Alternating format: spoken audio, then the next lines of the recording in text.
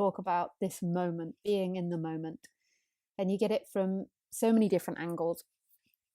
In non-duality, it's normally called consciousness. You are consciousness, or rest in the I am, or more European or Western non-duality might say it's beingness.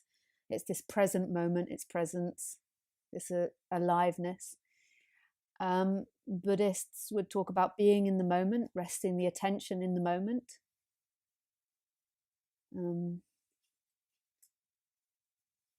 Christians would talk about Christ consciousness and the Holy Spirit. So you've got all these different ways of talking about this moment. You'd have more New Age people that talk about following the heart. There's so many different ways in which this moment is talked about. So something that I think all these different religions and all these different philosophies can agree on is that this, what's happening, is the freedom.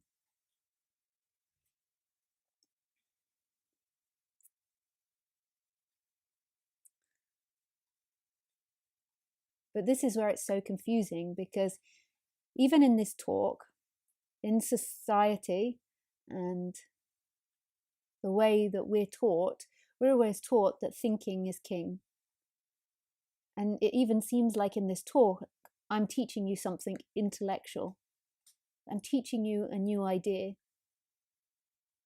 Obviously, because I'm sitting here and I'm speaking, that's what it seems like.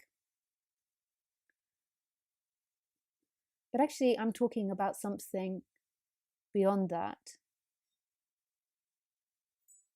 And something that can never be captured in words.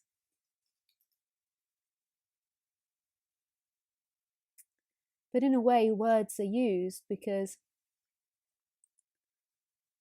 there's two reasons. Firstly, because when I'm speaking, or when this is being spoken about, there's a resonance with this moment, not with the intellect, not with what's being said, but there's a resonance with something that's being pointed to that's not conceptual. And then the second part is, in a way, because there's a belief in concepts, because the belief is that freedom is found in concepts, it's almost as if concepts counteract that.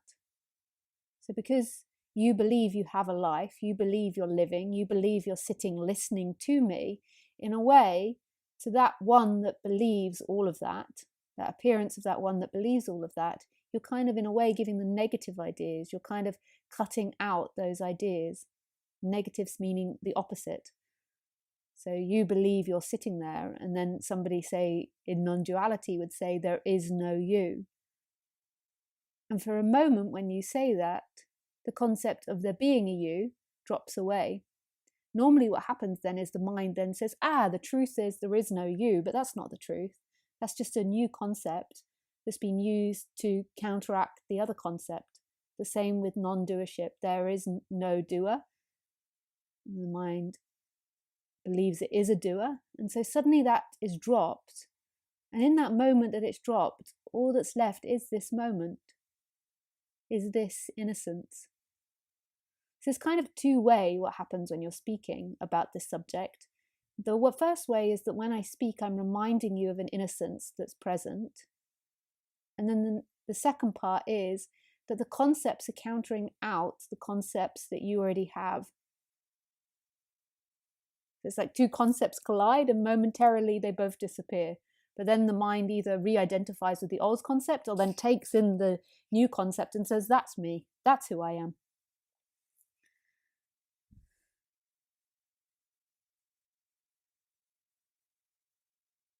What all of it's pointing to is a freedom that's right here, this radical aliveness that is the nature of all things. This sense of being, this experiencing, this knowing of everything that's happening, that's instantaneous, that doesn't require a thought, that's totally innocent and never suffered. What happened in humanity when it began to speak, so thousands and thousands, maybe even millions, I don't even know when we began to speak, but a long time ago when we began to speak, there was a forgetting or a covering of this present moment and believing that what you thought, what was thought was true. And everything that's thought goes into time. Time and thinking are the same thing. So you can only think about something that exists in time. So what happened to the human was they begun to live in time and believe who they were was found in time. And it's all a lie. It's all a false world. There's nothing wrong with it, and it's part of our communication, and it's the way we exist as a society. But this identification with being someone that moves in time is where suffering comes from. It's not, the suffering isn't the thoughts, the feelings, the ideas, the sensations, even if they're painful sensations or painful thoughts. That's not the problem. The problem is that which identifies with that being who you are.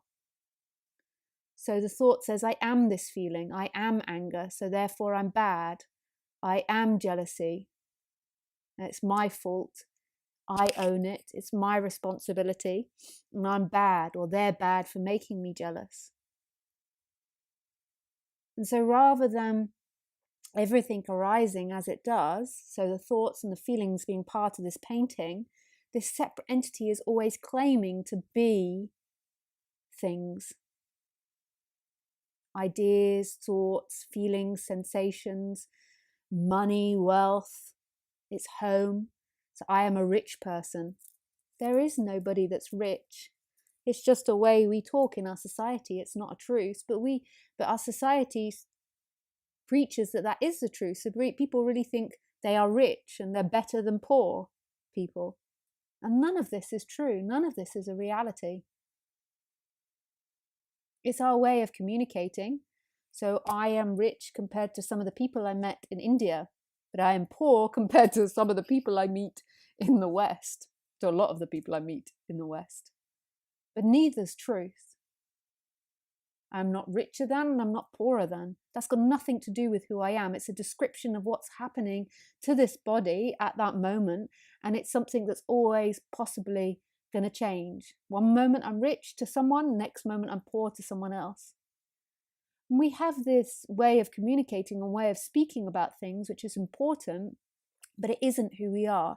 Who we are is actually this present moment. Ooh. This beingness.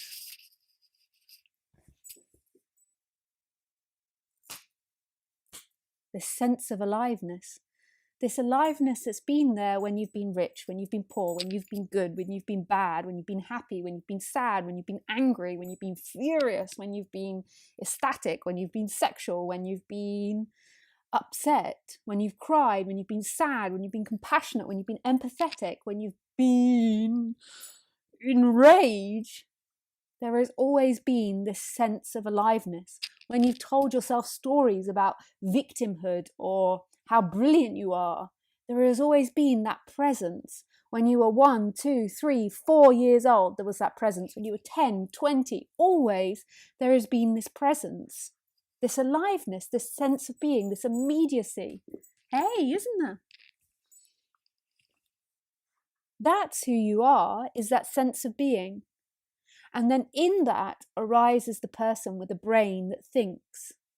And so waking up, in my definition, is the movement back to that essence of who you are, this beingness, this aliveness. It's not, and I'm not talking about being a perfect human, although I would love to sell myself as being the most perfect human being that never gets angry, that never cries, that never gets mad with Khaleesi, that never is rude and always joyful. Although I'd love to sell that to you, this is not a reality. Lisa is an accumulation of lots of different experiences. I am this Lisa person, this personality is accumulation of lots of different things. She's affected by what seemingly happened in the past and what's going to happen in the future. But that is not the experiencer. So the enlightenment doesn't happen to the person. The enlightenment is a movement back to something which isn't a thing, which doesn't belong to anyone, which doesn't belong to anyone and is always present. And then when that movement happens, it affects the personality.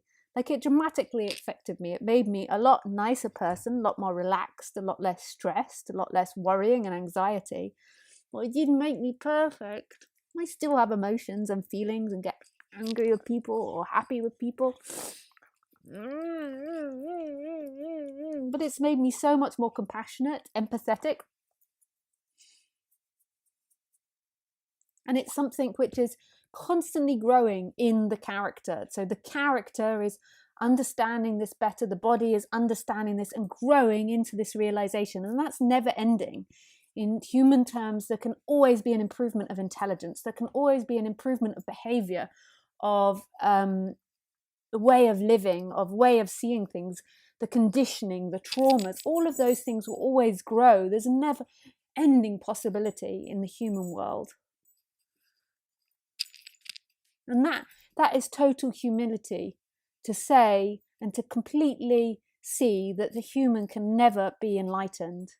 The human always has the possibility to grow, to take responsibility for its actions, to improve its actions. Even though ultimately that person isn't the doer and has no free will, the person feels like it does. It comes with the feeling of having free will. I always have the possibility of being a better dog owner, even though I'm pretty freaking good. I always have the possibility of improvement, which is really beautiful. But that is a never-ending thing, and that instrument, this instrument that's always evolving and changing, doesn't get enlightened. And this is such an important realization, that freedom is this movement back to this knowing, this energetic shift, this absolute seeing without doubt that who you are is this beingness, is this present moment. And it's energetic as well. I can't explain it, but it's like an energetic release. And then the integration of that is never ending. So the integration into the human form, and it's not the human that gets enlightened. It can never be, because the human doesn't really exist. There isn't somebody solid that could be enlightened. But the body-mind mechanism certainly changes and grows with that.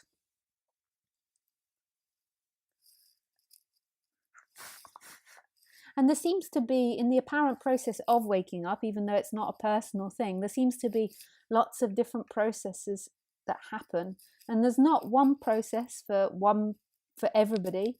There's infinite amount of paths, for infinite amount of people, like there's infinite possibilities of the way it goes.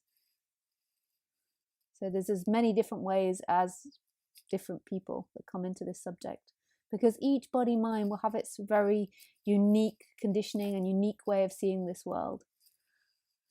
But there seems to be a similar process that happens. There's the listening to non-duality that happens, and really seeing and having these awakenings that who you are isn't something that's moving, isn't found in the world, but yet is the world, the whole entire world. And that this reality isn't a divided reality, there is no separation. And then the other side to it is the intellectual understanding and recognition of the seeker, of what that illusory person is seeking for in time, and really understanding what it's seeking for, and seemingly becoming more and more honest. So it goes back to its more basic wants and desires, rather than what you believe brings you freedom. So in the beginning, when you get into the subject, what you might believe brings you freedom, or what you've been taught, is money, love affairs, kids, house, education, whatever it is. And then over time you become more and more genuine and more honest. So then you might think it's enlightenment, but that's not it either. It gets more and more honest. Enlightenment is another idea that comes and goes. And so you become more and more real, until even the idea of enlightenment seems like a crazy idea. There's only everything that's happening. And the person is more and more genuine and more able to say what it thinks and feels without judging itself or constantly trying to constrict itself. Not because it's always having positive emotions, so therefore it's always being nice, but because it no longer believes it has to be nice, good, or anything. There's just a total trust in it being as it is. And actually, when that happens, when the person becomes more and more honest, that person's not going to be bad. It might go through a stage of badness coming out, like anger or rage coming out. But the more and more genuine you become, the human might be self-centered. It's an animal that's moving towards pleasure, but it's not evil or bad. It's just doing its thing. It's not trying to hurt people or manipulate people or con people, but yet it most probably will be selfish, not in a bad way, but in the way that, we're an animal that's set up to move towards pleasure. And that's something that these animals can evolve and change with. But at the moment, we move towards that which is pleasurable. So maybe when there's the process of becoming more and more honest on the personal level, maybe you become more honest with your greed. You're sitting at a table with all your friends and there's one piece of cake left and everyone's too embarrassed and shy to take the cake, and they keep offering it to other people. So, oh no, you have it. No, you. Oh no, I couldn't. And then when you're waking up and becoming more honest, you're like, I have it. Me, I want it. So you're very excited by that. So there's the two things that happens. There's this seeing that's not your seeing. It's not somebody's seeing, but there's the seeing that who you are is this present moment. The clouds move and it's seen that you are this presence, this eternal now, this eternity. And that you've never been walking through a separate world. You've never been in relationship with the world. There is only been yourself, experiencing yourself as wholeness. And then on the personal level, there is the recognition that everything you seek for as a person, not the movement towards pleasure, but that seeking energy that's looking for completion in time, isn't it. And there is that honesty there. I want money because I believe it will complete me. I want sex because I believe it will complete me, whatever it is. I want you to say I'm wonderful because I feel it will complete me. And there's not even a care about it anymore. It just gets more and more and more honest. You are as you are. There we go. That's the whole 2 hours done.